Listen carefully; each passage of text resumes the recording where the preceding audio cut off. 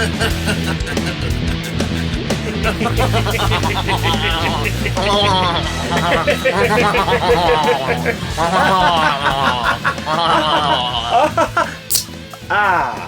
we are. Always warms my heart to open a can. I see that and raise you a...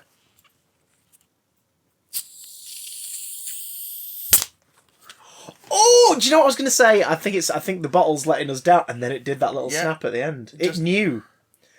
This week's episode is not sponsored by the Coca-Cola Company, but by sheer coincidence, I'm drinking a cold can of multi-pack Coke Zero. And I'm drinking a cold bottle of vanilla Coca-Cola Zero Sugar.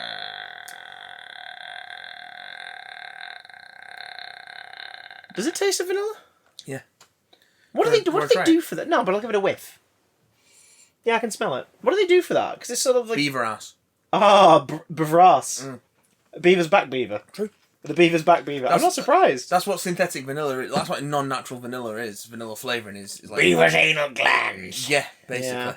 Yeah. We're a horrible species, really, aren't we? Well, it's because if we farmed real vanilla... Yeah. In the quantities that is demanded by the food industry, because of the way vanilla as a plant works, we would wipe out the world supply in about 2 weeks.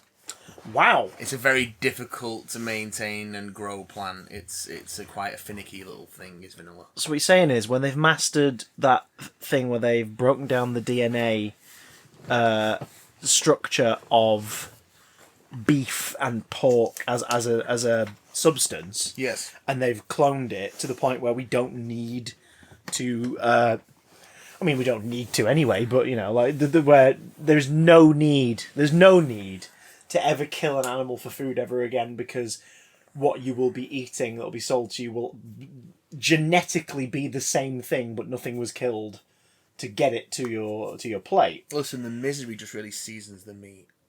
True. What you're saying is the second phase of that should be DNA cloning vanilla extract and vanilla plants and whatnot, so that we don't have to politely, I hope, ask the beavers to just square a little vanilla topping. No, just stick with the beaver ass. It's working so far. For anyone who's listening to this podcast for the first time this week, yeah, it's pretty much like this. Welcome to Big Dumb Cast, nerdy news, geeky gossip, stuff happens. Beaver's anal glands. Beaver's anal glands. A beaver's back beaver. What have I gotten myself into? He said. To the beaver. The beaver said. Well, close up of the beaver. Well, you're probably wondering how I got into this situation. Well, I was thinking about that the other day, the cloned meat thing, because it's an incredible idea, and obviously they're well into the stages of how it could work now. We saw some stuff last year, didn't we, of like a steak and everything. Yeah, because if they crack that, that's like famine solved. Well, no, it's not. Corporate greedy capitalism would stop it from ever being a thing. But like, if you could get to the point where you create it on that level, that's amazing. Like that's fucking phenomenal. Like, hey, we're going to make meat and it won't come from anything sentient and nothing has to die for it to happen.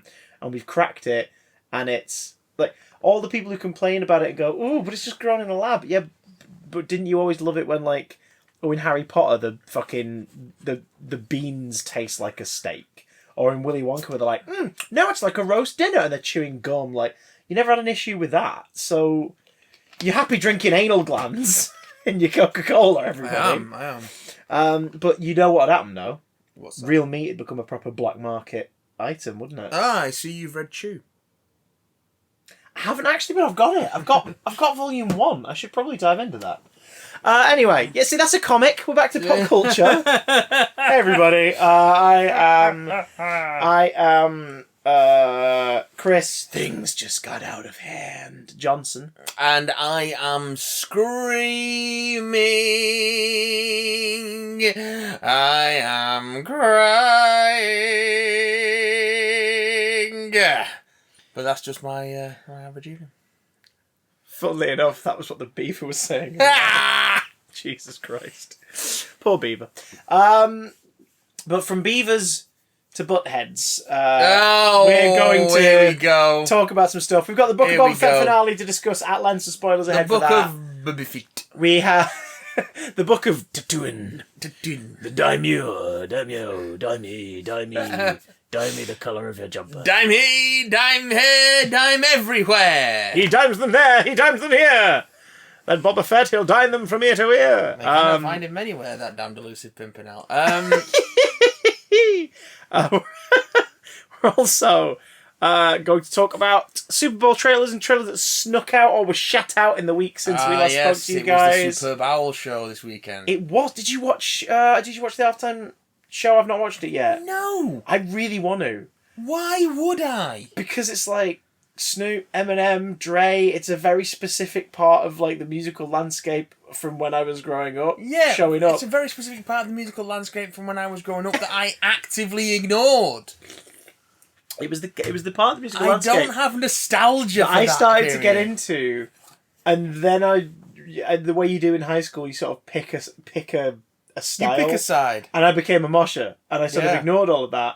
And now I've gotten older, and I've got streaming software at my fingertips. I'm like, what was the deal with that album? And I'll listen to it and be like, okay, no, actually, this is really good, and I like this, or this speaks to me. So I would like to watch that. But have you seen the opening shots of the Rams versus the other people? I've forgotten the other team now. Point is, they got Dwayne Johnson. The Rams and the Dwaynes. They got Dwayne the Rock Johnson to Dwayne the intro Rock? it. Dwayne's rocks. Brock. Dwayne got his rocks out. Did he now?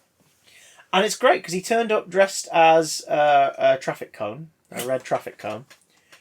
But it made you realise that, holy shit, people who started out in wrestling entertainment really know how to hype a crowd, even when it's got fuck all to do with them. Well, the good ones do, yeah. Well, true, yeah. Because that's the big part of what it is, isn't it? But it's amazing. He basically just bigs up both sides, introduces them, one of them is like a reigning champion thing, your LA Rams, and the other one's this whole narrative of the underdogs who've fought for this position and they are going to hold on to that. He basically ends each intro with this one is going to win.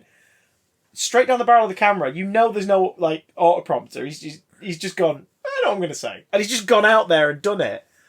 And it's like, can he introduce every sports tournament from now on? Because I'd be very happy with that. Should get him commentating the snooker. Yes! That would make it 10 times more interesting for the first 2 minutes. Could you imagine? I can imagine it. And can you smell it? Yeah, I can smell it. Can you smell? Can you smell what the Rock is about to hit with the cue ball? He's a bit of a cue ball as well. Yeah, he briefly defended Joe Rogan the other week amidst all this stuff, and then when enough people pointed out to him, my dude, the racism alone, come on. He was like, don't be daft. And then people have gone, here are the examples. He then put out a statement walking it back and be like, yeah, fair enough, wasn't aware of this stuff. Thank you so much for letting me know, everybody. You grow and you learn. And it's like, sorry, did someone just do celebrity who's known for having sort of a charisma and this and the other, perceived perhaps to have a bit of an ego, admit that he was wrong? Did someone just do an admission? That's amazing. Well done, dude. You know what else is amazing? Oh! Death. We lost someone. I was going to say the fine body of work of one Ivan Reitman, now dearly departed at the age of 75.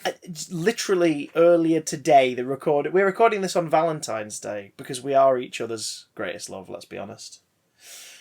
Speak for your fucking self. Matt just started looking at the door, trying to figure out how to get out. He's going to touch me in ways I don't want. Emotionally, with my finger. I'm gonna milk you for vanilla. Oh. I call this beaver bother. Hate it. If you figure out how to escape it, it means you figured out how to beat beaver bother. I hate it. Thank you. Ivan Reitman, brilliant director of mostly comedic movies, comedy dramas.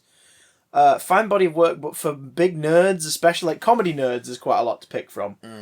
Pop culture nerdy, geeky fellas and lasses, and those without specifics You may mostly know him for Ghostbusters, which is my wife's favourite movie. It's very good. It's a film that's a big part of a lot of people's childhoods. Anyone who's born in the 80s or 90s grew up with Ghostbusters in one form or another, be it the original movie or its sequel or the cartoons or just the action figures. It was a big deal for a lot of people, and it still continues to be, so much so to the point where he recently produced Ghostbusters Afterlife, directed by his son, Jason Reitman. Yep. Ivan was involved in a lot of the press around the release of that movie, seemingly in good health. He wasn't very old either, he was 75, right? Yeah. Do we know, as of now, we didn't this morning, what the cause of death was? He's feeling his sleep. So it was either expected or sudden, but everyone was there. Bit of a blow, that, especially because Afterlife has just come out on home media and streaming and whatnot, and the film is very much a story about learning to say goodbye despite faults and foibles, and it was a love letter made at least in part as a love letter to the late Harold Ramis. Yep. From his friends, but of course Dan Aykroyd and Ivan Reitman most of all. Ivan Reitman, of course, having worked with Harold on a load of projects over the years in the formative years of their career. So it's kind of, a good storyteller has a great sense of dramatic timing.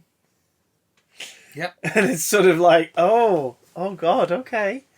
Dude, to coin the phrase of another podcast that regularly talks about Tinseltown stiffs, he will be missed. Like, it's shit that he's gone. But what a body of work, what a legacy. We've got Stripes. Mm-hmm. Meatballs. Yes. Yeah. Ghostbusters. Mm-hmm. Twins. Yes! Fuck, I forgot Twins was his. Ghostbusters 2. Yeah. Kindergarten Cop. Yeah. Junior. Yes. Basically, he's responsible for the majority of Arnold Schwarzenegger's comedic fare. Evolution. And that. I like Evolution. It's Ghostbusters 2.5. I will die on the Evolution hill. Evolution and Small Soldiers are these are a sequel to those things that aren't getting sequels of the 90s. They're both really good. They are. Evolution's basically Ghostbusters again, but with aliens, and Small Soldiers is Gremlins, but with toys. And they're made by the original filmmakers of those two respective franchises. Naira!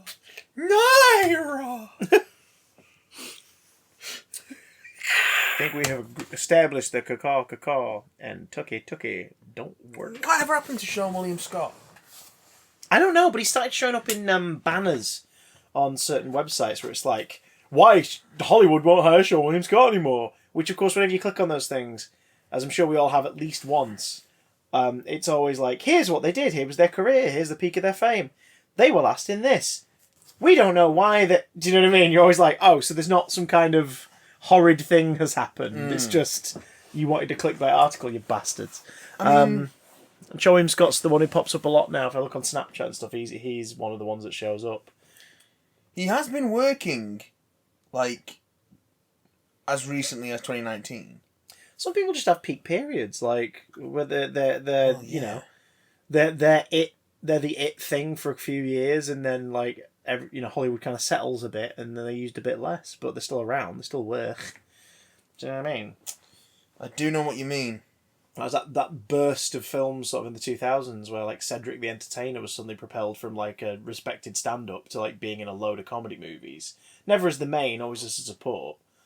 And then it just kind of stopped. But ever since, he's continued to work as a stand-up and produce stuff and write things and show up in bits and pieces on, outside of the stage.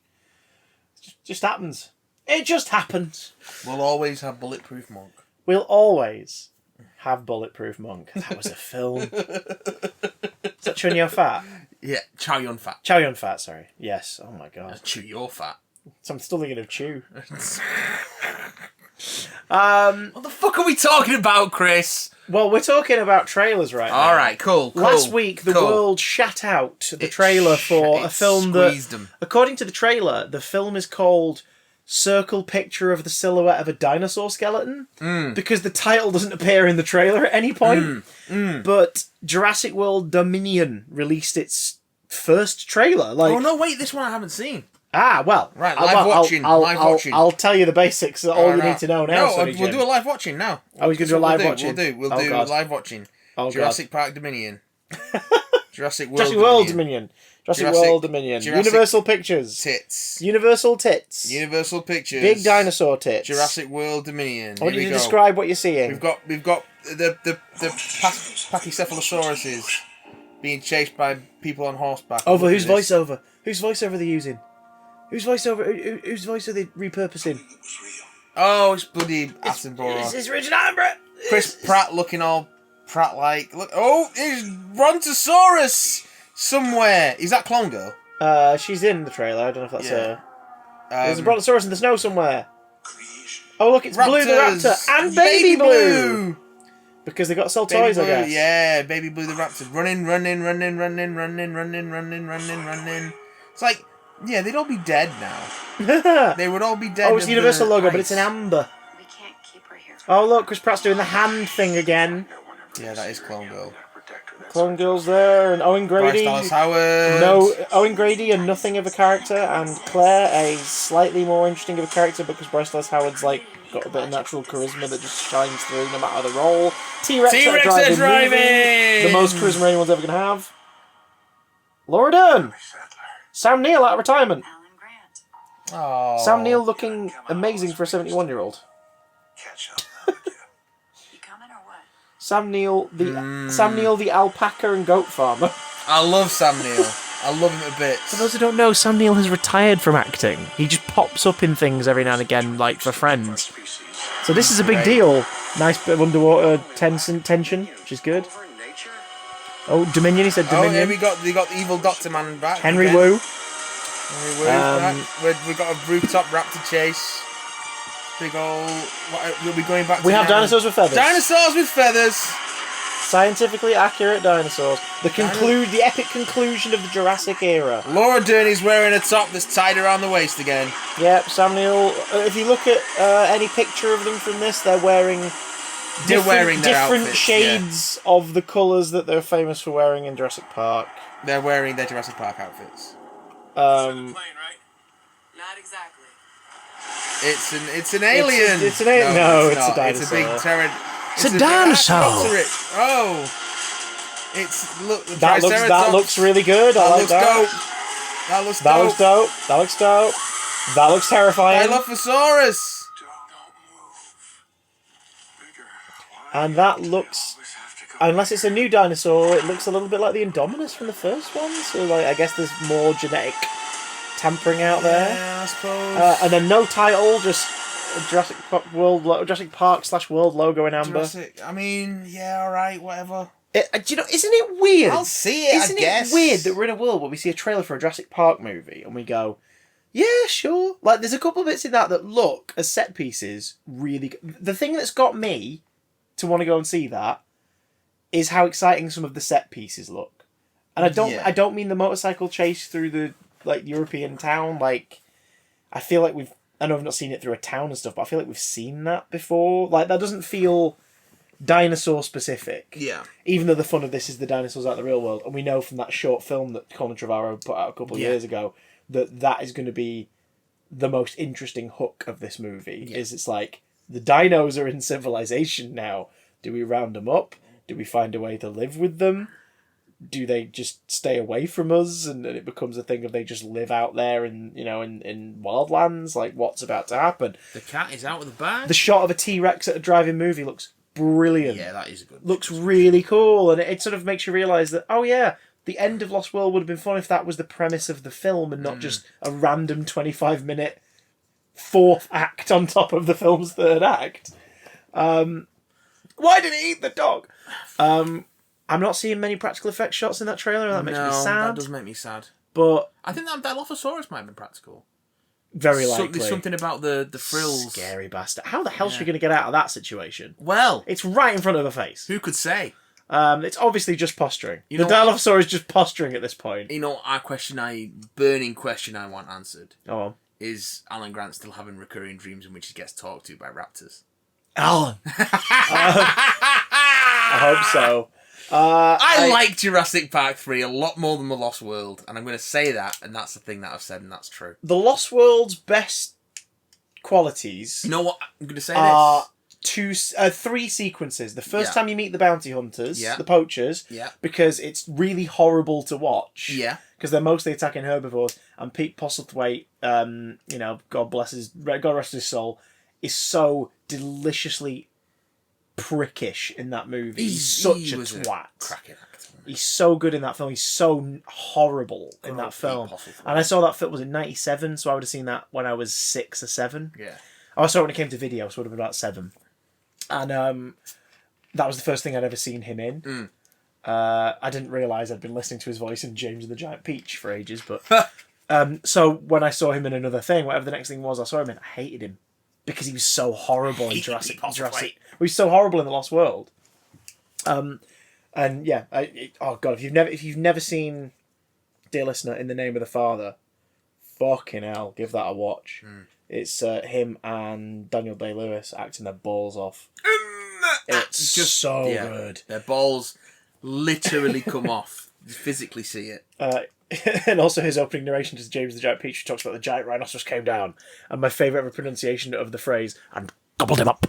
It's just so, like, very Pete Postlethwaite, the way he sort of, his mouth is round the words. But, the poaching scene, the scene with the trailer falling off the edge of the cliff, and that there's a dinosaur as the reason why that happens, but dinosaurs are barely involved in that sequence, and it's one of the tensest, like, sequences I've ever seen in a film. True. It's really scary and tense. Very true. And it's got the best scene transition in a movie ever made, which is the prologue where the compies are attacking the young girl. Yeah. And the mum runs over on the beach, and we obviously off screen we don't see it, but it's clearly seeing her daughter like dead and being chewed by dinosaurs, and she just screams, and it's this horrified high-pitched scream that then is blended into the sound of a screeching train in the subway as it cuts to Goldblum as Ian Malcolm in the subway in front of a poster of a tropical island like the one we were just on, and he's yawning. So, like, visually, the scream cuts to a yawn, and audibly the scream turns into the screech of the train, and it's just one of the, like, slickest cuts ever. It's so brilliant. Like, I sound like fucking Patrick H. Willems explaining it to his mum and dad. It's not as good as Jurassic Park 3, though, is it? Well, that's the thing. No, but Jurassic Park 3 doesn't have a transition as good as that. No, but it does have... What's the name of the kid in Jurassic Park 3? I don't know. Kid. Jurassic Park 3 kid. Oh, you love Jurassic Park 3. What's the name of the kid who goes missing? What's the name of the kid who's the impetus for the whole plot? Listen, it's got a satellite phone and a pile of dinosaur shit. What's not to like? What's the next trailer? What's the next trailer? That's us saying, we like those actors, but bringing those 3 back is not the reason why this film looks exciting. Triceratops knocking over jeeps in the dark looks really cool. That looks dope. And please, dear God, be the last one. It does say the epic conclusion. Yeah, but we've been... Well, instead of an epic, should we focus on a legend? Yes. A legend that begins, which is the most redundant phrase ever. Because a legend is something that stood the test of time and has been passed down.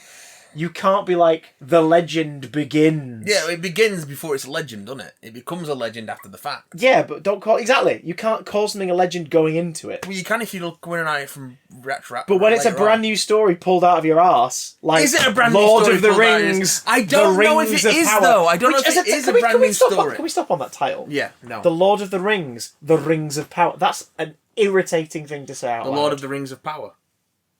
Please, why not just call it that? Because it's not make sense, does it? Or call it Middle Earth, the Rings of Power. I feel like they're going to refer to it as the Rings of Power almost exclusively. I fucking know. I think the only reason it's called the Lord of the Rings, the Rings of Power, is so people know what it is. People know what it is, but it's like... So, this is Jeff Bezos' fantasy project. I mean, Jeff Bezos' wishlist project. I mean... Jeff Bezos' other wishlist fantasy project. Jeff Bezos turned around to Amazon Studios and went, I want to do Lord of the Rings. They were like, those already exist. He was like, can we remake them? And they went, we probably shouldn't do that. And he went, should we do a prequel? And they went, what, The Hobbit? And he went, a different prequel? And they went, Yeah, right. And they looked at the Silmarillion and a few other bits and pieces of expanded Tolkien lore. I mean, you say a few of the bits and pieces, there's shit tons to pull from. And they've gone, should we create a story? Do we know what the story is? Do we fuck? But we know that it is set between the period of the Rings of Power being created. Like, we might start just before that. I think it's set before them being forged, actually. But it's long before the rise of Sauron. It's very early on in the timeline, because that teaser pic they showed the trees of Valinor, which was literally 2 trees that they had instead of the sun. Yeah. And that's first age shit right there. Sunshine. So, I find this so weird. Do you know why I'm not remotely excited about this as a concept? Because you don't like Lord of the Rings that much. Movies? I fucking adore that trilogy. Yeah. Books, I love The Hobbit. Exactly. I read Two Towers and Return of the King. Exactly. I could see why people love the books. Exactly. Didn't do it for me. And yet The Hobbit did. So I think... Well, it's because The Hobbit doesn't have the same sort of... The Hobbit is written written to keep the attention of the kids you're supposed to read it to. Whereas Lord of the Rings is meant to be are the children in bed? All right. Right. Pick up your Lord of the Rings Pick up your book. Lord of the Rings textbook. And it's like, yeah, but it's 11 at night, JRR. I want to JRR. read a little bit of something before I go to bed, and you're giving me a fucking essay to just kind of dive into, my man. Like, what is this? It's like almost Stephen King levels of unnecessary detail for tiny things. Yeah, you think the Lord of the Rings is like that? You should read the Silmarillion. I looked at the blurb on the back of it once and went, "Nah, I'm right." It's not even that long. It's just so dense. It's just dense as fuck. It's so dense. It's like the book could be the size of a small coaster, but he's managed to fit a fucking forest into it. It's a very, very dense book in which some very, very cool things happen and are immediately glossed over. Yeah. Because he's bored. Moving on. Walk! Walk! Get the fuck back to Azkaban! Attacked by tweez. I'm referencing a song by the comedy musician Tom Cardy. I did not just say that Azkaban was a location in J.R.R. Tolkien's work. It's a comedy song. Go watch it. It's funny. So the thing is that a lot of... Sorry. Can we carry on? No, yes. No, okay. The thing is that a lot of Tolkien's material is like scattered notes that have then later been collated into a like cohesive narrative, vaguely, and then different versions of the same story that go. So you've actually got, in a way, as a basis for an ongoing TV series, it's actually quite fertile ground. And please describe more. And it looks bloody good. Whether it will be good or not, I don't know. But it should look good when the budget is millions of dollars per episode. Yeah. And I think that's one of the other things that's got me... my cynical head isn't coming off, because I'm like... So you want a Game of Thrones for Amazon. You're still...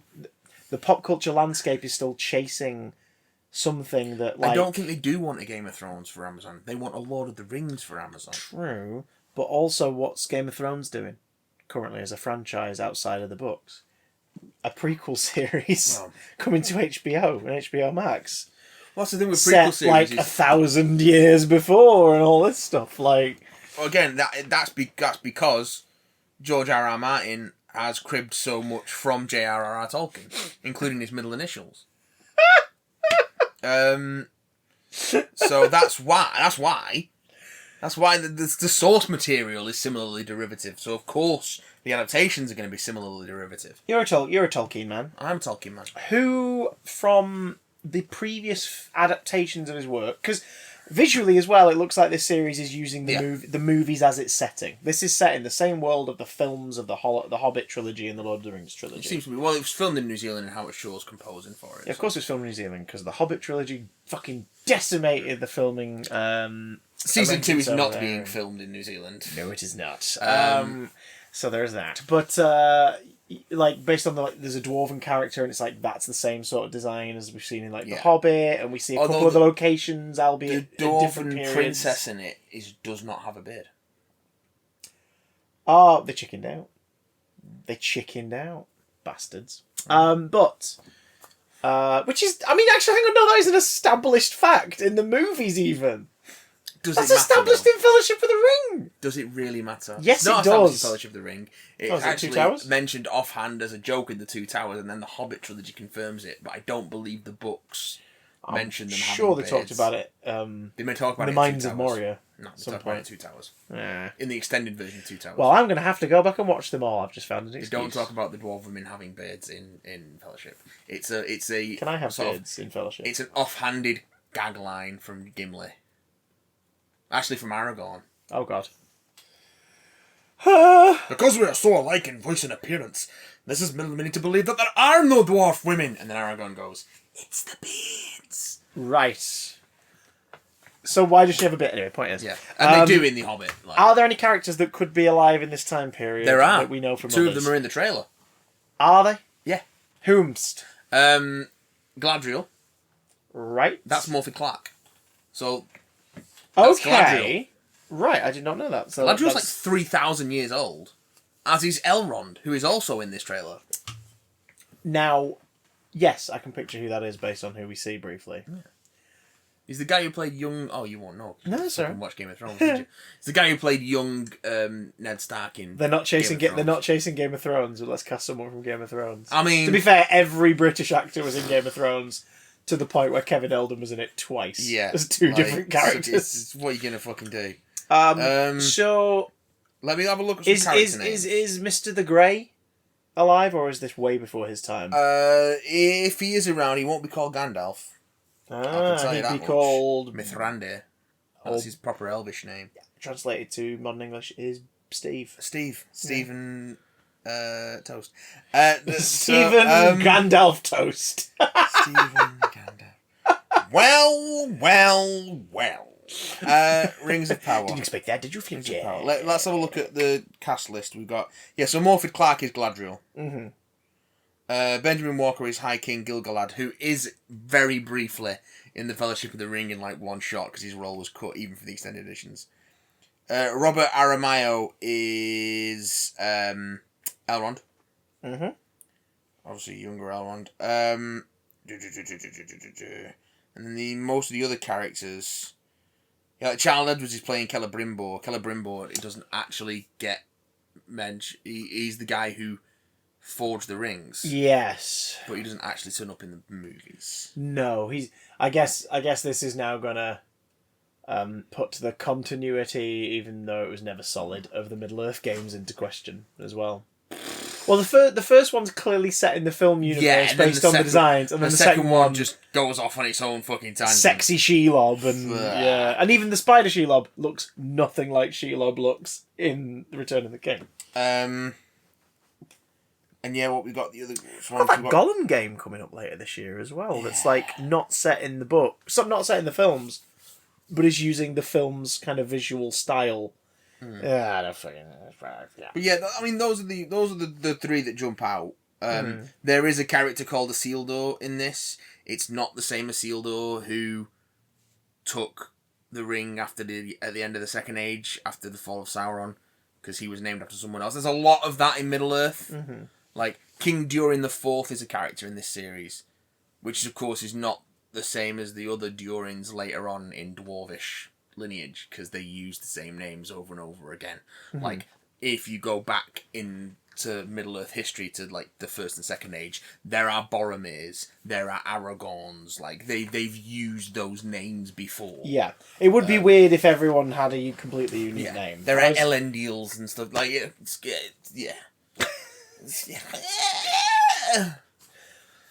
It looks expensive. That's my summation. It does look expensive. I'm intrigued. Well, if you got the money, shoot for the moon.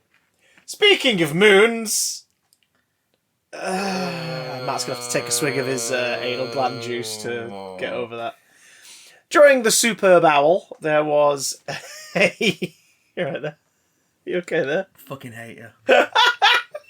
He nearly spat his anal juice everywhere.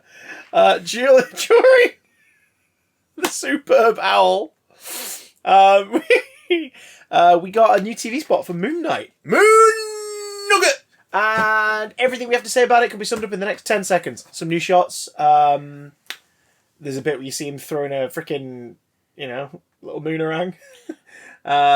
You see the costume in full properly in one of these trailers for the first time, like full on. Look at him! Look at him! Look at his bandaged self. He looks really fucking cool. Oscar Isaacs is damn fine. Damn, he is. Next, It looks good. It looks real good. Can't wait. We now know that it's got basically the equivalent of a 12A rating as well. So they're gonna keep it as violent as they can, but it's not going to be Netflix levels. Speaking of, we'll keep you posted if we learn anything new, but all the MCU Netflix shows, Punisher, Iron Fist, Luke Cage, Defenders, Jessica Jones, Daredevil, all recently have started displaying, when you watch them, leaves Netflix on March the 1st in the top left-hand corner. bye! Whether or not that means they're about to be replatformed or not is yet to be announced, but here's hoping that due to the rights deal coming to an end, the distributor will become Disney Plus and they will be put on the Star portion of Disney Plus. Oh, they're certainly about to be deplatformed. Doctor Strange. Does it? This is what I get up in the morning for. The Superb Owl debuted a TV spot that said go to the fucking YouTube channel and watch the Doctor Strange trailer. Everyone went to YouTube to watch the Doctor Strange trailer. Yes. My God. Spoilers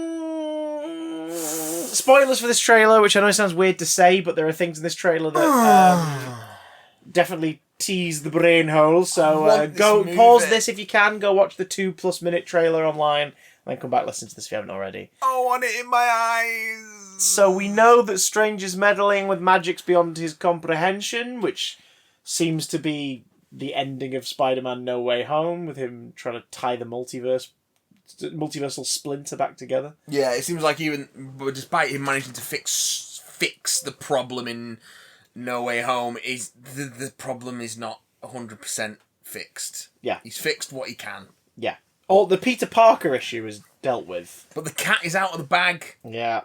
Yeah. The Schrodinger's cat is in/out/both. Is the bag. It is the bag. You open the bag to get to the cat, and you hear the bag go. Yeah. And you realise, oh no! Is the box made of cat, or is the cat made of box? What? Stuff is starting to come through. Namely because of, we can assume, America Chavez, who is in this front and centre. Well, usually she's just like off to the left. I can't remember off the top of my head. I looked up the actor's name before because I wanted to get it right. Phonetically, it's very different from how it's spelt. So I'd love to tell you. By the time the film comes out, we're going to have to hammer that in so that we get it right. It's going to be another Simu situation, isn't it? But the difference here is, as well, this actor is 15. So would have shot this movie whilst 13, 14. Doesn't look it. Making this probably the youngest, protagonist / co-star of one of these movies, I guess. Yeah. How old's the actor who played Sprite? You know what I mean? We can't be... Leah McHugh, she was about, 12, 13, I think. Yeah.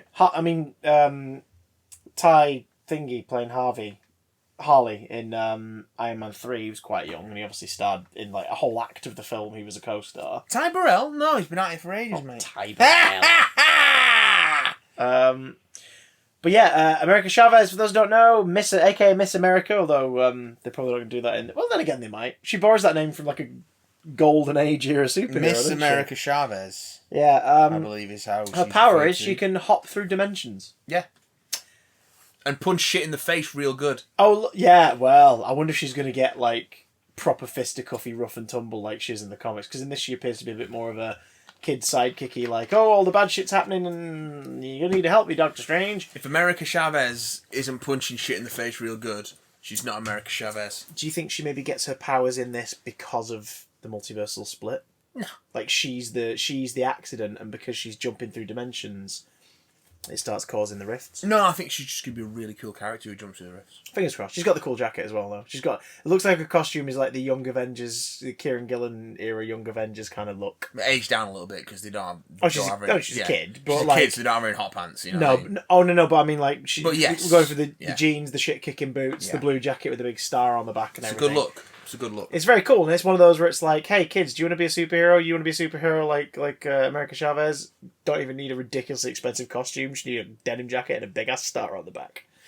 But yes, we've got her. We've got Wong as the Sorcerer Supreme, finally getting a bit more of a distinct, colourful outfit as well. He's in like a purple and yellow robe. Kamatage under attack from some kind of like... From a cloud! Big It's smog. Rise of the Silver Surfer confirmed canon! Well, we know that universe may as well be part of the multiverse at this point.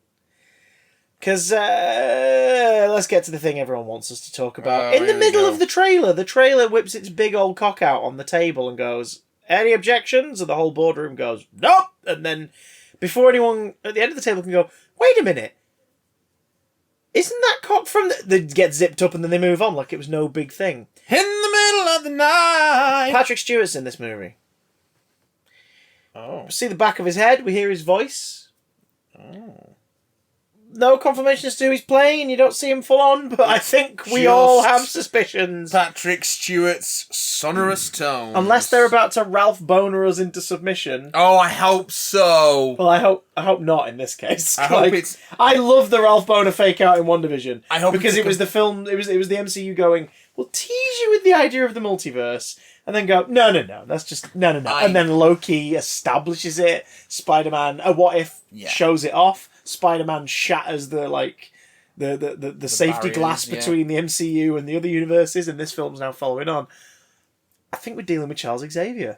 Maybe not the one from the X-Men films that we know. Maybe one from a different universe. It'll be a legally distinct character from the one in the Fox. Well, Disney do own those now. Well, it's not going to be the same. But it would suck if that Xavier was having multiversal adventures, because that Xavier it's very not, much is not having. It's not going to be the same Xavier that dies in Logan. Well, they've since made a point that Logan is an alternate future. It's a different timeline, and the only events that have happened in Logan in that universe, similar to the others, are the events of the first couple movies, because they're the only ones that get referenced. This is true. So it's not that Xavier. Would have been, which is why Patrick Stewart's probably gone. Yeah, all right. I'll come back. All right. Here it comes.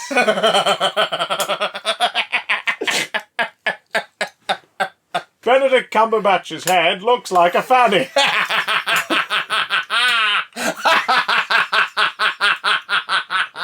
You look like an otter, and you smell like a beaver's anal glands.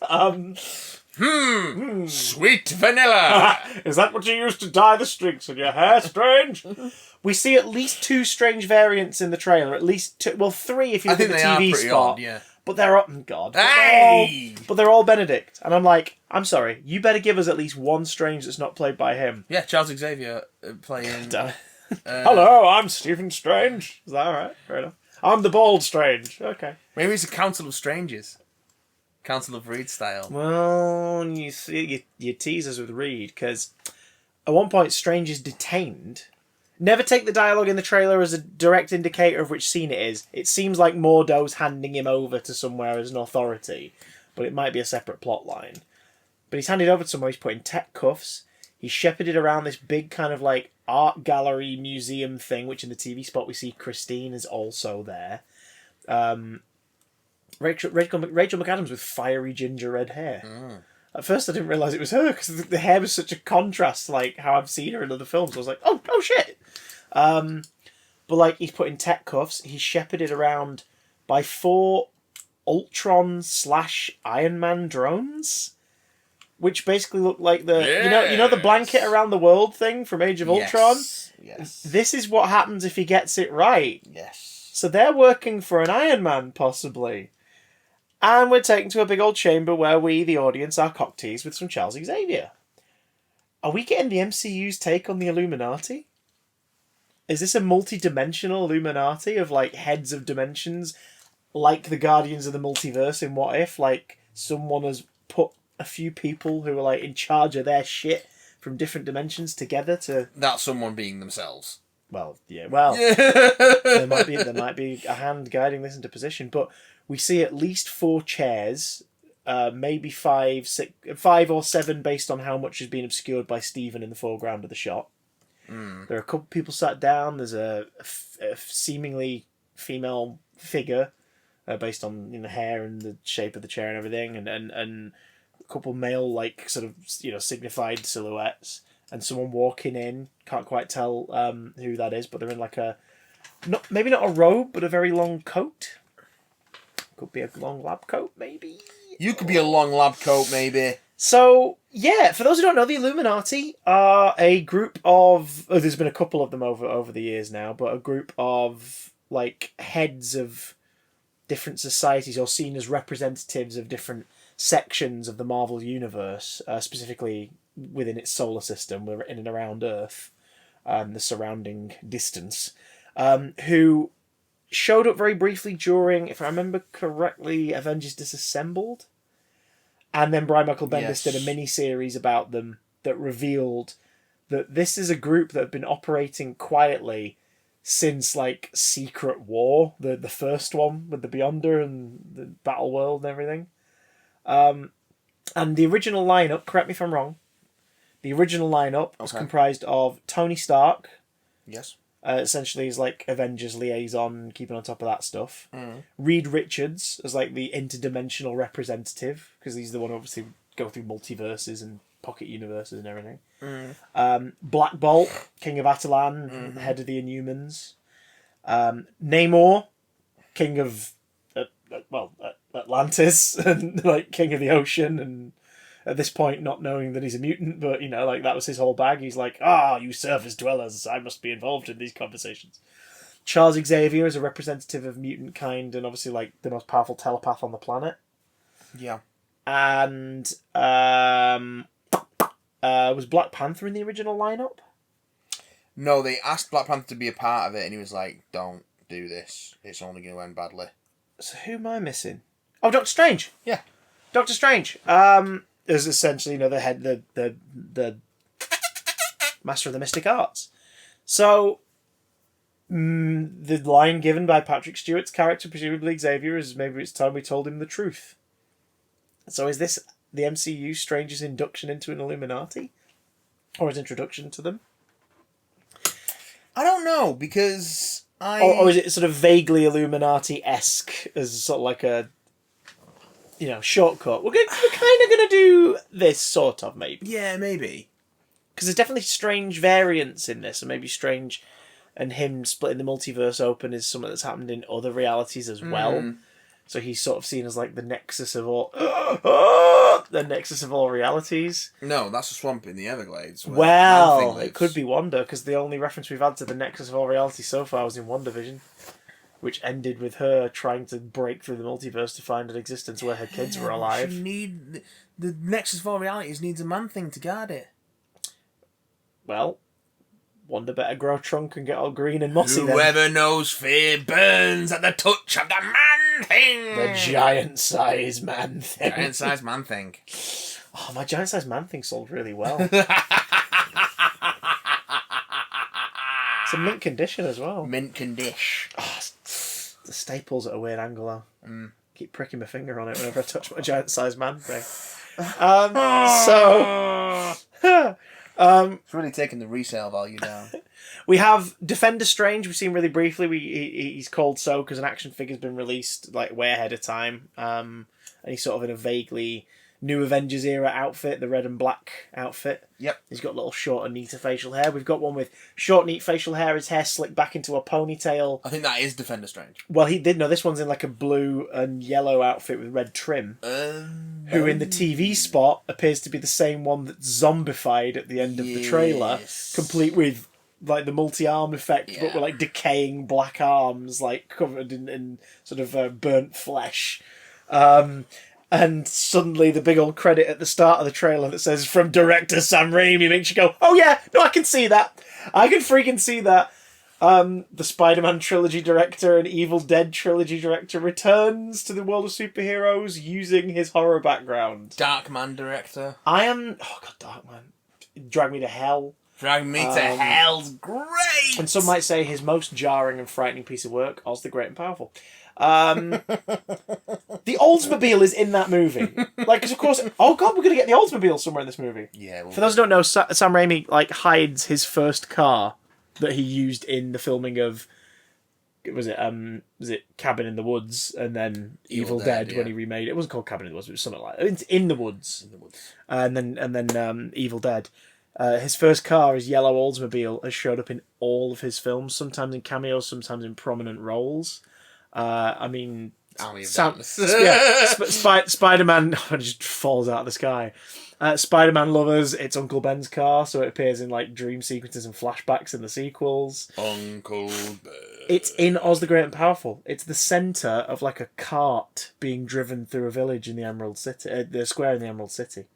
So it's one of those where it's not obviously a car, but if you look at it close enough, you can fucking see it. And it's like, God damn it, Sam Raimi! Because he was like, how am I going to put like a 1950s, 60s car into a film about a character taken out of like our world in the 20s?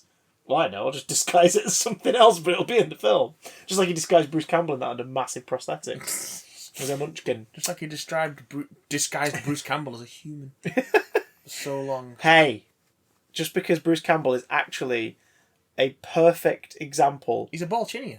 He's a flawless human structure, but if you press a secret switch, his chin opens up to reveal the pilot seat with a tiny alien in it. And that alien talks to you like he does when he gives you the tutorials in the Spider-Man video games. So here we are again. You found the secret of my existence. Gotta love Bruce Campbell. Another standout. Oh god, Bruce Campbell will be in here somewhere as well. Another standout of Xena Warrior Princess, Bruce Campbell. Oh god, yeah. You can tell it's a Sam Raimi. Oh god, Lucy Lawless cameoed in Spider-Man. Can we get a cameo for her in this? I hope so. The same character. As the same character, the zombie stranger here with the multiple arms, and she goes, "Go in hands." Sounds hot.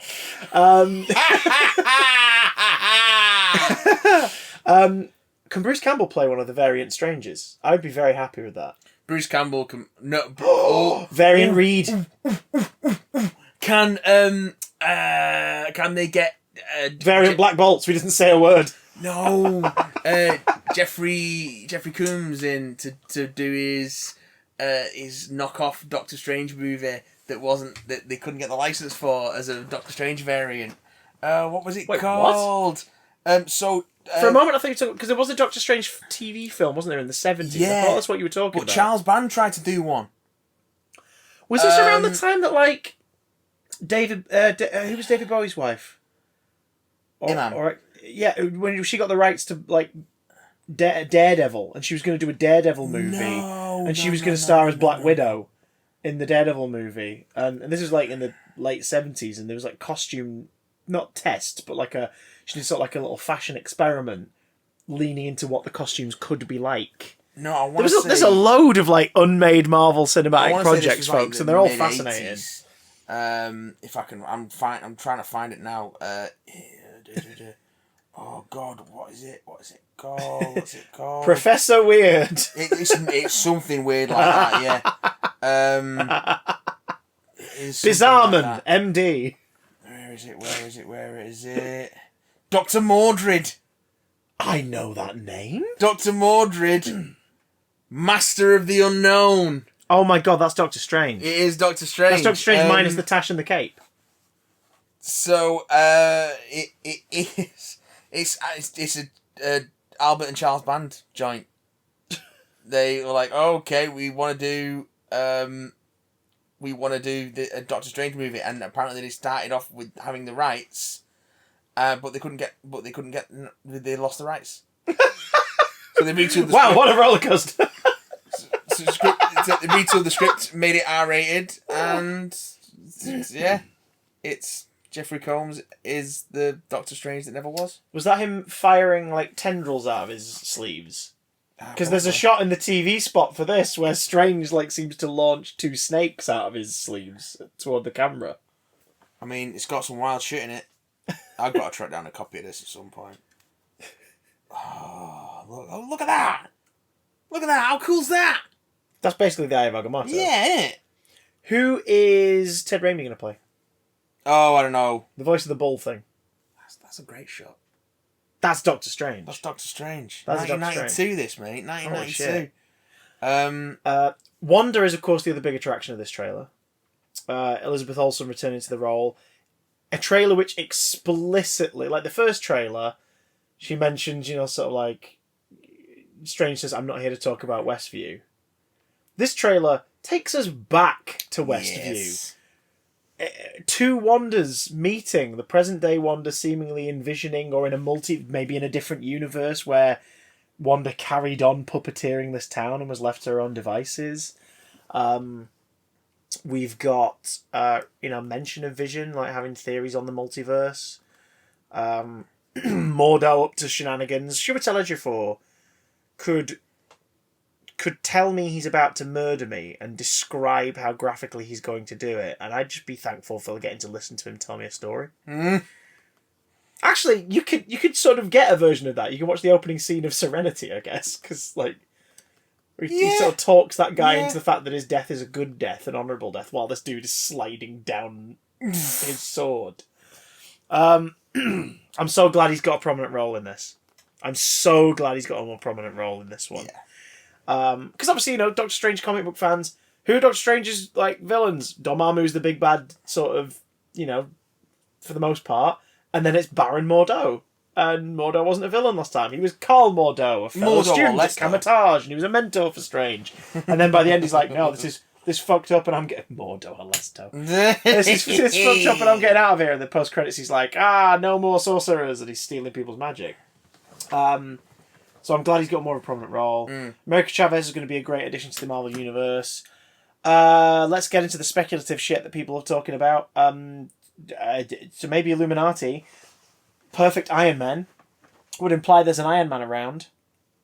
There has been a rumour going around for the better part of the last 6 months that we get an Iron Man variant in this movie that is not played by Downey Jr. I don't know if I want that, though. And twice in the trailer, the main trailer, we see Wanda fighting against what appears to be two separate characters that are sort of like burning up with light.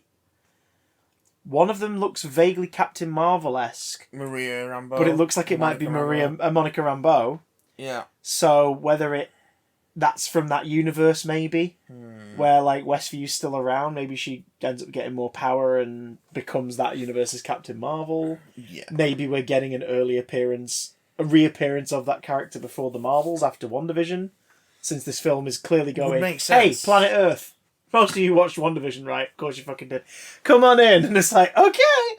And then a freeze frame on what people thought was the same character seems to reveal what looks like a male character with facial hair and their face exposed, but in a sort of a sock around with the hair out the top. Sock, yeah. Which is what Superior Iron Man looked like, period in the comics when Tony Stark was being a fucking dick. I don't love it.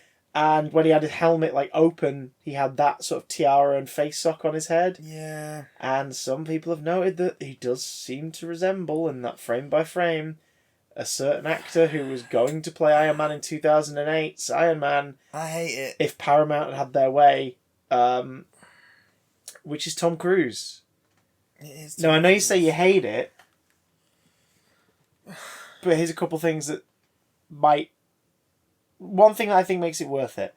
If it is Tom Cruise, who is admittedly very charismatic as an on-screen actor, he's not going to be domineering another movie and turning it into a Tom Cruise film. That's true. If he is appearing and actually, in one film in a couple set pieces. That'll be interesting if that is the case, because I think it's been a while since we've seen Tom Cruise do something like that. The last time I can think of it, Tropic Thunder, yeah. Which was fucking it also great means that Downey Jr.'s exit as the character of Iron Man isn't lessened, because they're leaning on the fact that, Spider-Man just showed everybody, not everyone from different universes looks exactly the same in each universe. This is true. So we're getting to see a different Iron Man, and the fact that it's not Downey would be erased from people's sort of nitpicking by at least being like, oh my god, we got to see Tom Cruise play Iron Man for a film. That's kind of cool. Superior Iron Man adds a bit more of a sinister edge to the character if they're using that as a basis. Seems they are visually at the very least, based on the Ultron robots. Because it's basically the Superior Iron Man armour with a different head and a yellow light instead of a blue one. But also, because those who don't know, Tom Cruise was Paramount's choice for Iron Man. Favreau and Feige and others went, we want Downey Jr. And Paramount went, for our family movie, you want to get that guy who like is mostly known by the public for like like drug overdose, like drug scandal and stuff. You really want to do that? I mean, sure, he's been in other movies over the last few years and it's cleaned up a little, but you really want to go with that guy? Yeah. And they went away and had a chat with Rob and they came back and they said, right, so how much would you pay Tom Cruise? Like 10 million? Rob's going to do it for like 70 grand. Which is fucking pittance for a leading man. Yeah. And Paramount went, oh god, we'll save loads of money. Yeah. Sure, fine, do it. Which is why Downey Jr. became the most highest paid actor in Hollywood after that film. Yes. Because after that, he was obviously one of the key ingredients as to why Iron Man blew up and was incredible. So we've got to keep this around, yeah. Iron Man 2 was like, right, so, Robert, let's talk money. 20 million minimum, please. Yeah. Wait, what? 20 million up front, please. Oh, okay. Mm-hmm. Okay, so we're doing a film called Avengers. Cool. 30 million for me, please. It was like, yep. Fair enough, Robert. Just all the money. So this would be kind of cool because it's sort of touching that thing of, what if? It's like, well, here you go. Here's what would have happened. Also, Tom Cruise has recently been working on a Mission Impossible film. It's been filming on and off for the last couple of years because of COVID compliancy and everything. It's taken longer to film. Yeah. During that time, he is allegedly dating one of his co-stars, who is new to the Mission Impossible franchise. Do you know who that is? Yes. He's allegedly dating, or at least has been, spending a lot of free time with Haley Atwell. The poster for Multiverse of Madness. Here we go. A movie which features, as we know now, a character from What If. Now we're getting Doctor Strange Supreme. Now we're getting into the weeds of the fucking fan theories. Here we go. But what's on the poster? What's on the poster in the shattered glass of the window of the Sanctum Sanctorum? If you zoom right in on the bottom right of the poster, this is how enthusiastic I am about this particular fan theory. If you zoom right in on the bottom right of the poster, then one of the fragments of glass reflects Captain Carter's shield. Every other fragment is reflecting a character we see in the trailer. And one of the characters we know are in it based on the actors. There's several Benedicts, there's several Elizabeth Olsens, there's several Benedict Wongs, there's several Chiwetel Ejiofor. The only one that isn't something that we know from the film is Captain Carter's shield. So like with the Xavier tease, it's almost like they've gone, yeah, anyway, see you later. And they're not diving into it any more than that. They're just letting you know, yeah, bye. And if she and Tom are dating, it might be because they've spent more time together than just working on Mission Impossible. This is purely speculative. I mean, the shield's not speculative. There it is in the fucking poster. But, it lends more to the Tom Cruise thing. The rumours, again, abound that John Krasinski would be making an appearance as Reed Richards in this film and this film alone. Have a bit more water if it's a film about multiverses and variants, because then you get to go, see everyone, we did it! Why not? He's a Reed in the Illuminati, but he's not the MCU Reed. Can we move on now? Why don't we get Ewan Grufford? That'd be amazing. And I'm not even joking. That would be fucking great. He should play the Reed from the Tim Story movies. He should play that Reed. Yeah. Because that Reed was wide-eyed and optimistic and enthusiastic. So to see one of this doom and gloom group of everything's going to shit be like, no, this is amazing. It's terrible, but look at what's happening, and be the boffin would be really charming and fun. Maybe they debut another character here. I mean, Namor's a member of the Illuminati in the comics. We know Namor is showing up in a movie this year. Wakanda Forever. Holy shit, he is, isn't he? So maybe we get a Namor in this. Maybe the reason some lot have been assembled is because Nathan Richards has assembled them. That's his name, isn't it? Kang? Nathan Richards? Nathaniel Richards? One of the versions of Kang is Nathaniel Maybe Richards. one of them has assembled them, because Loki's when the multiverse starts to go out of control, and we haven't seen the ramifications of that yet until Loki Season 2 from the TVA's point of view. Oh, God. Meanwhile, we've got 2 running plot threads throughout these movies. The cosmic level heroes who are dealing with bigger threats will be dealing with a multiversal thing that's going on. And your street level ground tier heroes are going to be dealing with like a Thunderbolt style team being put together by Countessa. I like the idea of there not being here's one big plot thread like the Infinity Saga. You're going to be dealing with like, here's your cosmic big stuff, and here's your on the ground little stuff. I feel like it is going to be all the plot threads, though. Maybe. But like, I don't want like all of the upcoming movies to be dealing with multiversal shit. Do you know what I mean? Like, I think the idea of containing that to maybe the characters that you would expect. Like, I don't think Thor: Love and Thunder is going to deal with the multiverse at all, for example. Yeah, I feel it might touch on it, but it'll probably touch on it the same way Eternals did with like post-credits scenes of like, you know, Eternals was its own thing, and the post-credit scenes teased where things could go next or where one character's going to go next. Yeah. I feel like Thor: Love and Thunder is going to be similar, so we're not overwhelmed by just like multiverse, blah blah blah blah. Just do me a favour and don't ever let Thor and the Loki variant meet. Please, guys, like, don't need that. Don't need it. I know you guys want that, but no. Thor's journey's undermined if he just randomly bumps into another Loki so soon. Only sickos want that. Sicko! Speaking of sickos, is it bad that I enjoyed the Book of Boba Fett's finale? Is it? No, I loved it! Thank you. I thought it was great! Is it high art? No. Is it fun as fuck? I'm sorry. It's Star Wars higher. No, fuck off. No, but a recurring complaint about this show that we've touched on before that the world has been dishing out at the Book of Boba Fett is it just feels so disposable, or it's like what's being said. It's Star Wars. They gotta do some Grogu shit. Why are we going with that? And it's like, guys, it's a series of films aimed at children. And the child inside us all, if you're family entertainment aimed at kids, but that can be enjoyed by the family, does not have to be deep and meaningful. It's harder The best stuff is a little bit, but it never forgets that you shouldn't pummel your young audience over the head with ideas that they're not going to get yet. It is harder to aim media at a younger audience nowadays, because now everything's streaming. You can't throw Netflix at someone. You swag. Everyone says, "Oh, it's for kids." Immediately, 90% of the people hear that go like, "It's just not for kids." It's like, no, it is. That's children. Totally fine. Did you watch stuff when you were a kid that was just utterly fucking pointless? Yeah, some of it. Was there stuff you remember fondly and you've probably revisited since and gone, "Actually, this is really good"? Of course there was. Because it takes a lot to make stuff for kids. It takes a lot of hard work to get Star that Wars right. is milk for diaper babies. You want to entertain an adult who's like working, Monday to Friday, like fucking 9 to 6, absolutely shattered at the end of the day.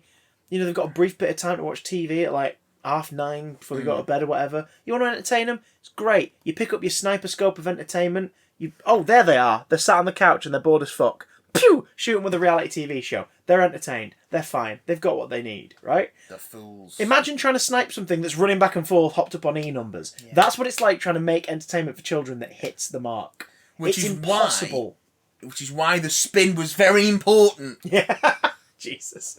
But that's why Book of Boba Fett for me has worked fine, because it's been like it's gone into stories about grief and loss and about abandonment and finding yourself. Those are deep themes that are in there, sure. It's deep and it's real. But it's also a show where Spaceman with fun costume teaches new family how to ride speeder bikes. It's been a show where a cool looking dude has gone looking for a little baby green dude so they can have a cuddle. Yes. It's been a show. Literally it. It's been a show where Tamira Morrison rides a Rancor. He rides the Rancor, baby! In the most wonderful... Dave Filoni's got a great skill of taking stuff that, on the whole, has been received negatively in the Star Wars franchise. Yeah. And just doing a little something with it that makes you go, okay, fine, that's kind of cool. I have a feeling this entire sequence, it was him going, the Xbox Connect game was pretty awful, wasn't it? But a Rancor rampage through Tatooine could be quite fun. Could be I'll fun. just stick Boba Fett on his back. And then this scene was born. Boba Fett riding a Rancor. It's grown men throwing their kind of action figures together. Yeah. And I'm here for it. Yeah. I love it. I don't understand what the problem is. It's great entertainment. It's fun. It's flashy. It's funny. It's pure and simple entertainment. Yeah.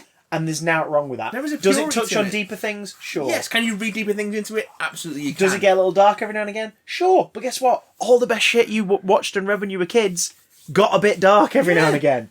You don't think fondly on the frivolous, flowery shit. You think fondly on the stuff that scared you a little bit, or that you thought about afterwards, or that you had a bit of a nightmare about like a baddie from it or something. That's the shit that sticks with you. Yeah. So watching Cobb Vanth get gunned down in cold blood, like watching fucking Mando not being able to talk to Grogu and having to sit with that. But he's right there. He's right there. Like watching Fennec Shand fucking hang the mare until his neck that was snapped. good. Like, that stuff will stick with a small child. Like, watching it with their parents, I should fucking hope. Yeah. Like, it will stick with them. Because, like, that's the stuff you remember. The like, spin will stick with you. if you say to somebody, oh, do you remember, the Spiderwick Chronicles film? Someone who's sort of like, No. someone who watched it when they were a young kid or in their early teens, they'll go, not really. If you say, do you remember Bridge to Terabithia? They'll start fucking crying. Do you know what I mean? Like, hey, did you like The Last Starfighter? Yeah, it was alright. What about Return to Oz? Fucking Return to Oz, oh my Return to Oz god. was horrifying. Like, you remember the stuff with the Yeah. darker, like, elements Yeah, to of it. course you And do. this had plenty of those. The whole story, the conclusion of the story with the Tuscans was so dark and so horrible. Again, Cad Bane turns up and brings the dark. Fucking Cad Bane looking He's like... You know that there are great. thousands of kids around the world right now who've had at least one nightmare each this He's week creepy. over Cad Bane. He's a creepy dude. Did you see... Did you see a brilliant interpretation, live action interpretation of a CGI animated character, right? Yes.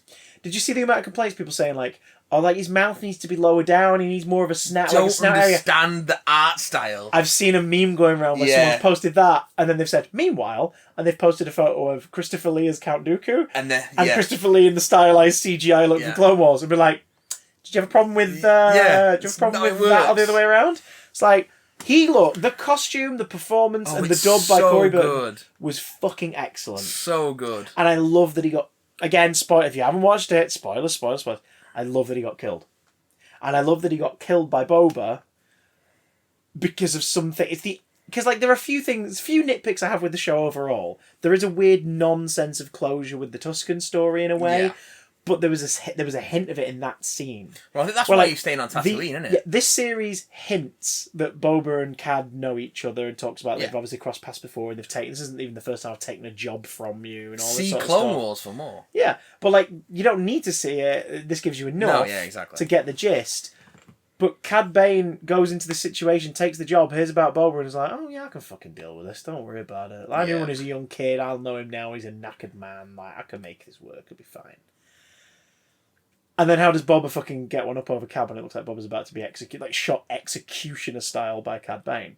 He fucking kills him with his Tuscan With a weapon. stick. Twats him over and then stabs him through the gut. Yeah.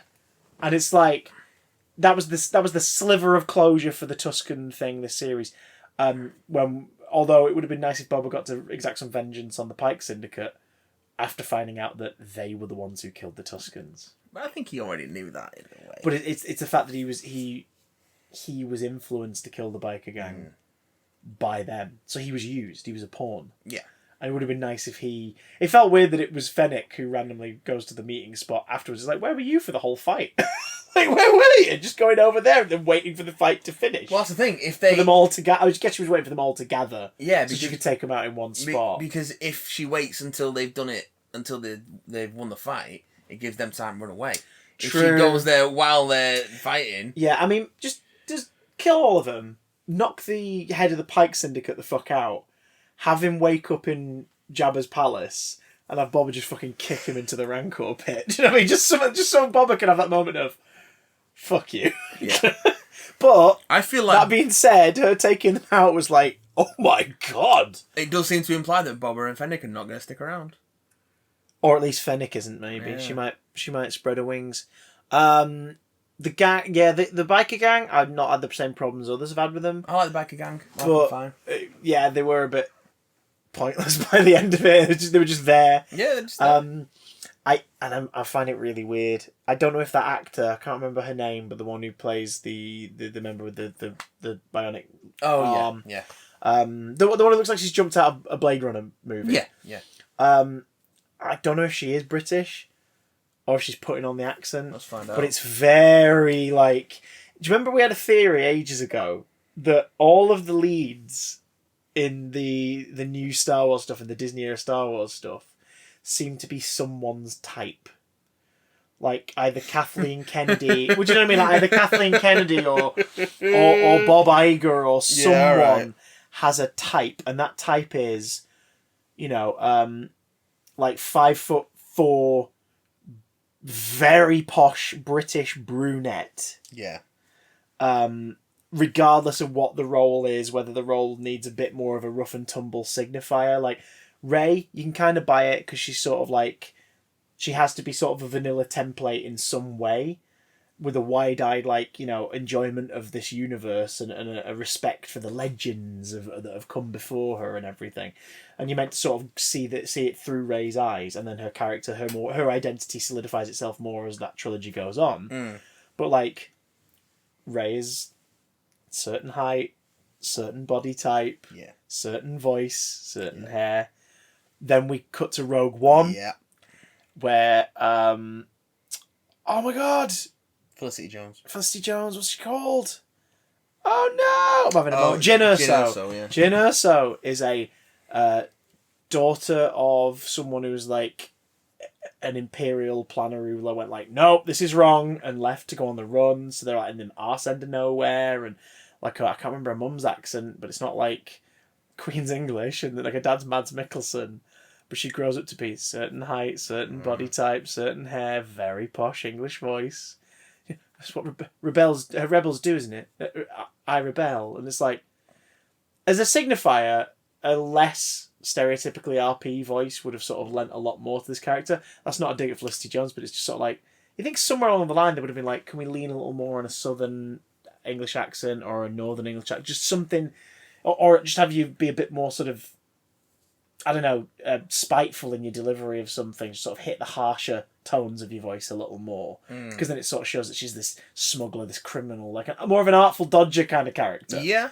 And instead, no. Then we meet, I can't even remember the character's name now, but Emilia Clarke's character, Kira, in Solo. She goes through a couple different hairstyles, but one is brunette. Mm-hmm. She's a certain height, certain body type. She talks in a posh English accent. Yeah. And it's like, someone's got a type in the casting pool or on the executive producer level. And then we come to Book of Boba Fett and we get Sophie Thatcher. Who now flaming red dyed hair, certain height, certain body type, posh English accent. Is she English? I can't tell. Her IMDb page just gives me her full name and nothing else. Sophie Thatcher was born as Sophie Bathsheba Thatcher. Okay. Witch's name, and that's it. That's literally all it says. So possibly, but possibly not. It feels put upon. So either that's not her natural voice and she's really leaning into it, and none of the American crew directors or whatever have gone, that's a little much. Maybe peel back on it. I doubt it, because she's been in a lot of like American TV stuff. Okay, so she's possibly American or Canadian. Probably American. Yeah, it felt very pantomime, for lack of a more accurate description. Which is a shame. The performance was fun. She and the other guy, who got a load of flack on Twitter for doing his little twirl before shooting. But you know what? Fuck it. Why not? Why not? It looks cool as shit. Because you know that kids running around pretending to be cool cyborg people on Tatooine are going to be doing like twirls with the guns and they're playing, It's also a good thing to sort of rehabilitate Star Wars' relationship to prosthetics as being like something that dehumanises you. It's like having a bunch of characters with prosthetics. It's seen that the cyborg thing Yeah. is still seen as like a thing that has to be done on hush hush and off the grid. But then you have these characters who are like outcasts from society who feel that they have to like make a point. Like they stand out by wearing like really, really fucking like, like posh and slick clothes, like not a scrap of dirt on them. Like they stand out on Tatooine because they look fresh out of the box. Their vehicles are painted up like nothing else on Tatooine. That's their way of standing out and trying to make a statement. And then they help save the day. Yeah. Yeah, it's like it's a good thing. Perfectly done. Cobb Vanth, of course, is now going to become partially cybernetic, same as Fennec. Yeah. Turns out he's alive. What was the mid-credits scene? That was it. That was the post-credit, yeah. Grogu chose Mando. We knew he was going to. Well, good, because that means he doesn't die in Luke's Jedi training academy. That Kylo Ren doesn't cut him up at any point. He woke up this morning and he chose violence. He woke up this morning and he chose chainmail. Chainmail! I thought the rickshaw was cute. I love that, again, Filoni likes to recontextualise stuff that people didn't like before. We now have the pit droids. I find them so adorable. They're really good. Just let them hang out with Amy Sedaris all day. And I think this is a typical case of, let's cast Amy Sedaris for this small part in the first season. Yeah. Oh, she was a blast. Let's get her back. Mm-hmm. And then just letting her do more and more and more and more. Yeah. She's clearly having a whale of a fucking time. Speaking of whales, the beast himself, Black Chrysanthemum. Oh. Fucking hell. Oh, I was so glad he didn't go down. I was like, are they going to kill him off? Are they going to kill him? Nope. No, he's fine. He's not. He's been through the fucking wars. By the end of it, he's fine. He's like, give me that fucking fruit. Fights off those just hordes of Trandoshans. The bit where he flings one of the pikes over his shoulder, and before the guy even hits the ground, shoots him with his bowcaster. Yeah, was so like. That's not even a bowcaster. That's just a straight up cannon. It is, isn't it? It was like. It's like last year they gave us Captain Carter flipping a Nazi Hydra soldier over her head and kicking them in midair. This year they gave us that. So it's like, is this like a Disney Plus joke? Are all the originals going to have a shot where someone throws somebody and then hits them before they hit the ground? I don't know, but I want more Black Chrysanthemum. So do I. Mando, yay. Oh, Mando and Grogu's reunion, yay. Brief little bit of Matt Berry, yay. The fucking... the Major Domo for the mayor. Oh, he's fantastic. That was the best scene. The best scene in the episode. The best scene was him being like, "I studied negotiation on Coruscant. I know. I'm not saying I'm better than everybody. Yeah. But, I could what's the actor's name? Pass this in a way where basically we'll be able to leave with just a minor, tiny bit of grovelling. David Pescesi. And then Boba takes the tablet, writes his statement, hands it to him, and then the moment he was like, "No, go before I change my mind," I was like, "He's written something that the Major Domo's going to hate." Something horrible. It's so well played. Is the fact that he gets to it and then tries to just renegotiate, and the dude's like, "Read what it says." Nothing. Gonna kill you all. Soak the blood of Tatooine with your people. It's like, oh fucking hell. Din and Boba on the jetpacks. Yeah. Nice. Back-to-back Boba badasses. using every fucking feature that fans have been told Knee exists rockets! in the suit, including the knee rockets. The fucking rocket pack, everything. It was lovely to see. And then him riding the goddamn Rancor, proving that in the weeks since we last saw him with the Rancor, he's been hanging out with it. Yep. He's ridden it. He's been feeding it. He's done everything Jabba never would have bothered to do, because obviously he couldn't get off his fat slug arse. Well, that's what makes him a better leader than Jabba. He will actually lead from the front. But that was great. The Rancor was fantastic. Fighting the droids. Again, the droids were these basically artillery tanks, but with a little bit of, hey, do you guys kind of remember the battle droid, the spinning battle droid? Yeah. It's going to have similar shields. It was like, okay. A lot of the Terminator in them as well, like the Future War Terminator stuff. I was thinking that. I was thinking the big fucker from RoboCop. Yeah. Stop motion boy. We were watching it and Keith asked if we thought they could go upstairs. Hey, if the Daleks can go upstairs... Ed 209 can't. That's true. That's very true. Falls on its back and just sort of... Ed 30 totally would have been able to, though. 30. If they made it that far. That would surely have been Ed 210. No, you just have a stair lift attachment in every staircase. It just sort of click one of its legs, bundle it into a ball, and get carried up the stairs, and then come back out again. Elevate. I enjoyed it. What's not to enjoy? It was great fun. I do wonder how canonically you follow this up, because there will be people who don't watch this, just not as forced. I honestly who watch The Mandalorian, who are going to start Series 3 of The Mandalorian and go, wait, what's that? No, obviously they'll have a recap, but it's a bit like, wait, what's happened? A significant development in the Mando storyline happened in this. It's Mando season 2.5. Like, it is what it is. Yeah, I hope that what Disney does is, Disney Plus has done this a few times, is when Mandalorian Series 3 shows up this December, that they do one of those little playlists on the Star Wars page. It's like The Mandalorian and Grogu. And it's like Mando Series 1, Mando Series 2, Book of Boba Fett, Mando Series. Do you know what I mean? Just put it in a little playlist so that anyone who's a bit like, wait, what's happened? Looking at find it. How it's structured, I honestly think that they had an idea that this was going to be like a subplot or one of the main plots in season 3 of Mando, and they liked it so much they spun it out into a series. Maybe. Because I feel like otherwise it wouldn't make sense to have 2 episodes of just The Mandalorian in the middle of it. Alternate take. I think that this was not going to be in Mando Series 3 because there wasn't going to be a Mando Series 3. Oh, okay. I think they were going to leave the Grogu and Mando story where it was. But then they had a whole show go free when they realised they're not putting together the Cara Dune one. So they went, oh, fuck it, we'll do a 3rd series of Mandalorian. And then they've made this as a bridge so that each December is another part of this story. Yeah. Or perhaps they were going to always do this in this series, and this would have been the little PS for Mando and Grogu. I don't know, I feel like, why wouldn't you have done a Mando season 3? Well, just because of how many fucking shows they've commissioned now for Star Wars. Because we've not hit that point yet, have we? We've not hit the point... We've done it with Marvel. We had a whole year where we had 5 shows over the course of the year. Yeah. And we know that we're starting to get that much with Star Wars. It's one of the reasons why coming in May, I'm not as... May 22nd, I think. So we're getting Obi-Wan Bad Batch on May the 4th. Well, I need to get... I'm watching Clone Wars at the moment, so I need to watch all of that.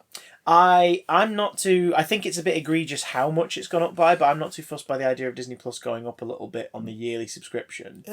Purely on the basis of, like, looking at the fucking... It was always going to happen. It was always going to happen, but, like, it shouldn't jump up 20, 30 quid. Like, that's mad. It should be more gradual. But also, I think a lot of people are forgetting that they probably bought their first year during the discount period. So it will always feel like it's going up. Because I think I bought a year for, like... $45.99 or something. Yeah. And it's meant to be like, $49.99, $55.99 or whatever. But it's the price of a couple of DVDs, really. Like 4 DVDs? At the minute, 3 accounts are being used. Like, I can't not... When you split it up that way... Yeah. Do you know what I mean? You split up that a year's subscription for, was it, 70 quid? You split it up that way. It's like, that's not bad, really. No. And again, looking at the slate of what's about to come out. Yeah, like I think it's one of the best in terms of cause we're still getting like 3 Marvel series this year alongside at least 3 Star Wars shows, and that's just the Star Wars and Marvel shit. That's not counting on like stuff like Encanto getting near cinematic date releases and the stuff that Nat Geo's doing. The National Geographic programs there have been incredible. They've been so good. So yeah, and Star, like the amount of stuff that Star's opened up. If we get confirmation soon that the Netflix shows are moving to the Star feature on Disney Plus, then I'll be like, fine, I'll pay this because I'd have to pay more than this to get the Blu-rays of those shows that I want to keep them for my collection. I find it hard to believe that they won't. I need it, man. If not immediately, there might have to be like a cooling off period between them coming off Netflix and going on to Star. Put a statement out there, just be like, they will find a new home. Hi, Disney Plus here. They will find a home. Don't you worry. It makes sense. Of course, watch them put it on Hulu and then not bring it over it. But that's the thing, if they put it on Star and it does well, Daredevil Series 4 might actually happen. because then they'll be like, it won't be like, we'll do it immediately. It'll be like, let's see how it does numbers-wise when it arrives. Because we know it's not going to do the numbers of a brand new Disney Plus show, because people will have watched it before. But let's see. Yep. Oh, look, there's a big fucking spike in all these shows. So, Charlie, what's your schedule looking like? Yeah. Hey, well. Vincent, don't work out for a couple months. Okay. Let's do this. Shave your head, Vincent. Let's okay. go. Deborah, how you doing?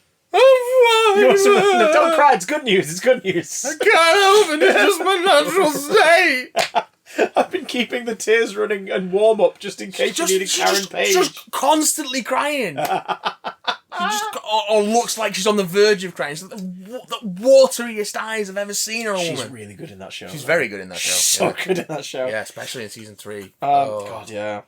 So that's it for the newsy news this week. That's it. That's it for the newsy news. Next week, let's go for the boozy booze. Unless there's any big pop culture story we really need to touch on between now and next week, we've got some business to finish. We have. Next week, our X-Men retrospective concludes with the Dark Phoenix movie, X-Men 3 2, X-Men 3 again. X-Men 3 again. A film that Mayhew has seen once, and I have seen it once. I have never seen the final canonical Fox Universe X-Men movie. The final countdown. The New Mutants. The New Mutants. Starring, not the old ones. Starring Anya Taylor-Joy. The new ones. And Maisie Williams and other people looking weirdly younger than you think they would until you remember the film should have been released 5 years ago.